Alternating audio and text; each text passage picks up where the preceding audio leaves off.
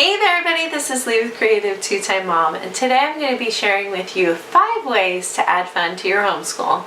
So if you're a returning viewer, thank you so much for joining me today. Today's video is going to be 5 ways to add fun to your homeschool. And if you are just coming across my channel, Creative2xmom is all about parenting, homeschool, and thriving in the day-to-day. So hit that subscription button down below and follow along in our journey. So I have a confession to make. I've already lied to you in this video. I told you this was going to be 5 ways to add fun to your homeschool. And when I first started thinking about the topic for this video, I thought, I'm not that much of a fun homeschool mom. But as I started to list out some of the things that we do that we think are fun, I think I passed the 5 mark. I'm probably somewhere in the 8 or 9 ways to add fun to your homeschool. Now this video is part of a collaboration with April at The Simple Rugged Path, as well as Ingrid and Mommy and Mia Homeschool Chronicles. They are great homeschool friends of mine, so I'm going to link their channels down below as well as the playlist. I hope you will check them out, but after you watch this video.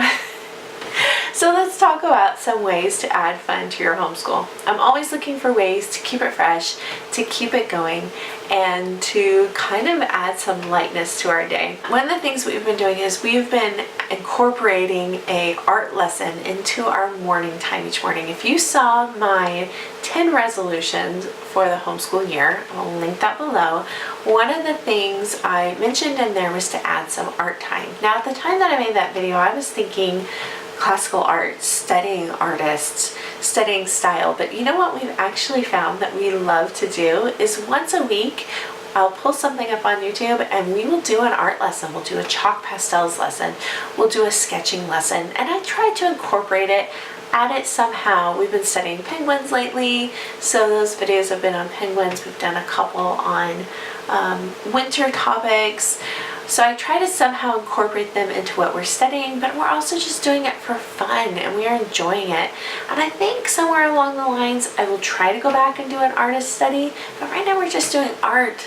We're just having fun with it and doing something creative, and it's been a nice way to ease into our morning and start our day. Another way that we have been adding fun to our homeschool is by doing lap books.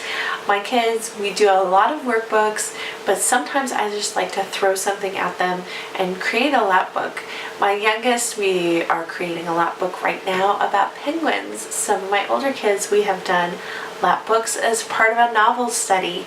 My little guy is doing a lap book for Stuart Little. If you know Erica from Confessions of a Homeschooler, she's got some amazing lap book topics. She's got history, she's got biography, she's got the language arts funds, which we use, and there are just so many wonderful places to find great lap books. Go on Teachers Pay Teachers, you can find some great resources there as well. So when I find that our reading comprehension is getting a little dry, or maybe our science books are getting a little bit dry, I will go pull out a topic and we will do a lap book together.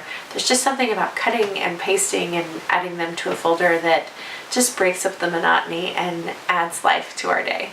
Now, I think geography is a really important topic to cover in homeschool. Not everybody does, but for our homeschool it is. So we will do geography drills. I'll pull out a map. We've got a couple of nice laminated maps from Lakeshore, and we'll have them in our morning time, and we'll do like a geography drill. Can you find this country? Can you find this landform? Can you find this waterway? Can you find this state? Can you find this capital? Can you find this continent? It's a lot of fun for the kids. It keeps them on their toes, keeps things moving. Sometimes if I'm feeling adventurous, I might put the map on one side of the room, the kids on the other side of the room. Just depends upon how not worried I am about stitches that day. And they will have to find different places on the map. They think it's a lot of fun, and there's that little bit of competition element that keeps things going. Now earlier this week I shared a video about our mid-semester update, and one of the projects I shared in that video was a living history project that my 2 younger students created. They made posters. They researched somebody from history, and they made these posters with a timeline and illustrations, and of course they included their research paper in that as well. But then they had to give the presentation as if they were that person. They were speaking in first person. These biography projects, these living history projects, have been a really fun way for us to get to know a variety of people in history, because they each pick their own topic and then they share with us. It's not something that we're regularly studying. I have learned a ton from these. They have, and it's a lot of fun for them to get into character. My kids love to do anything with a different, like, writing utensils. So if they can practice their spelling words on a whiteboard, that's a lot of fun.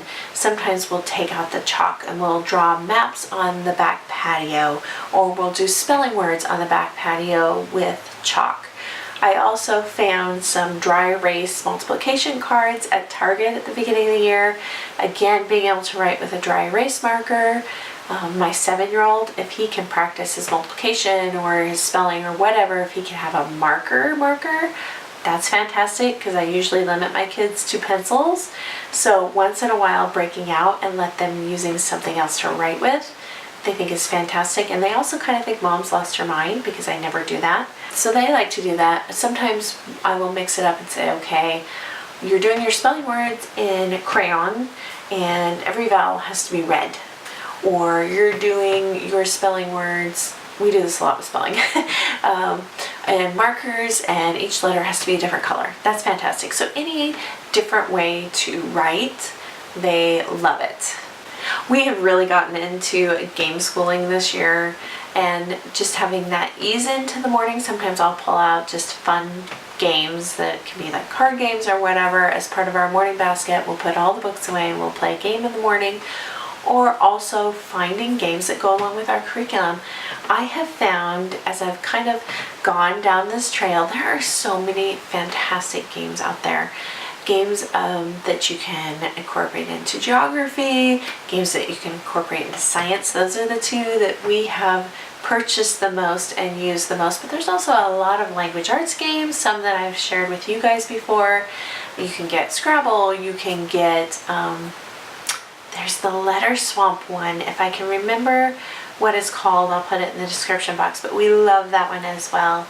Lots of math games, math dice. You can find math in just about any game.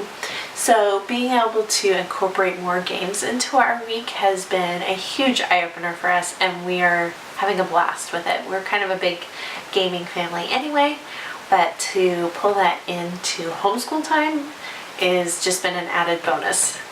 Another way that I try to incorporate fun into our homeschool day is by changing up the theme of our morning basket every month. You guys see my themed morning basket videos all the time, and in fact on Monday I have one coming up for February, which is going to be part of a collaboration, so you'll get lots of ideas there. But just by changing the theme every month, I feel like we're able to hit a lot more topics, and it also keeps it fresh for the kids. It's not the same thing all the time. There are some things that stay consistent, typically our Bible and sometimes a read aloud, but changing it up every month, keeping it going, keeping it fresh, just keeps them interested and engaged. So it's been a lot of fun to create those baskets and see how much of a benefit it's also been to them. And the final way that I incorporate fun into our homeschool kind of goes back to the drill aspect. We have been learning the books of the Bible, and this is something that I did growing up. We would have Bible drills.